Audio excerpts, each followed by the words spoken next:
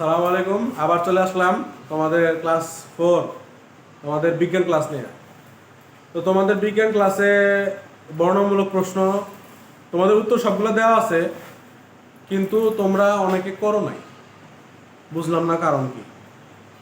তোমরা বলো যে তোমরা পারো, কিন্তু তোমরা পরীক্ষা খাতে লেখো না, এটার কারণ আমি বুঝি না। তো যাই হোক, তাও লেখো না অনেকখানি লেখছো সবাই। তো বিজ্ঞানের 40টা প্রশ্নের উত্তর দেওয়া আছে, কিন্তু 40টা সবাই কমপ্লিট করো না। 40টা কমপ্লিট করলে আমি তোমাদের বর্ণমূলক সেল দাগাই দিব, কিন্তু তোমরা কেউই 40টা প্রশ্ন কমপ্লিট করো না।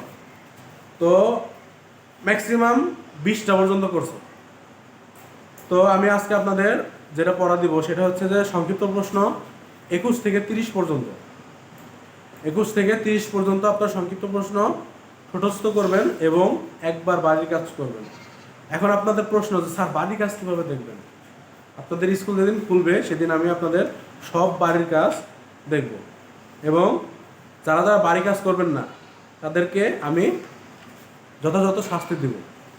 সবাই আপনারা বাড়ির কাজ করবেন এবং পড়াগুলো মুখস্থ করবেন। আমি চাই আপনাদের অনেক দ্রুত বাংলা এবং বিজ্ঞান শীট শেষ হয়ে যায়। শীট শেষ হয়ে গেলে আপনাদের তো কোনো কিছু করার নাই, আপনারা শুধুমাত্র স্বাধীনভাবে ক্লাসে বসে থাকবেন, কোনো পড়া নাই, কিচ্ছু নাই, ফ্রি। এটা আপনারা জানেন, আপনাদের বলে দেওয়া হয়েছে।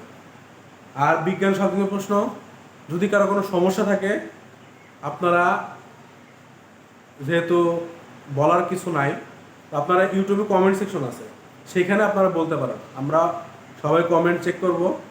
কমেন্ট চেক করার পরে আপনাদের কমেন্ট যদি কমেন্টে যদি ক্লাস বানাইতে হয় তাও আমরা বানাবো, কোনো সমস্যা নাই। যদি কোনো প্রবলেম থাকে প্রশ্ন নিয়ে, তাহলে আপনারা জানাইতে পারেন। আর আপনাদের পড়া তো আপনাদের দিয়ে দিচ্ছি, তারপর আবার বলে দেই যে 21 থেকে 30 পর্যন্ত মুখস্থ এবং একবার বাড়ির কাজ। ঠিক আছে? সবাই ভালো করে পড়াশোনা করেন, সাবধানে থাকেন। আসসালামু আলাইকুম।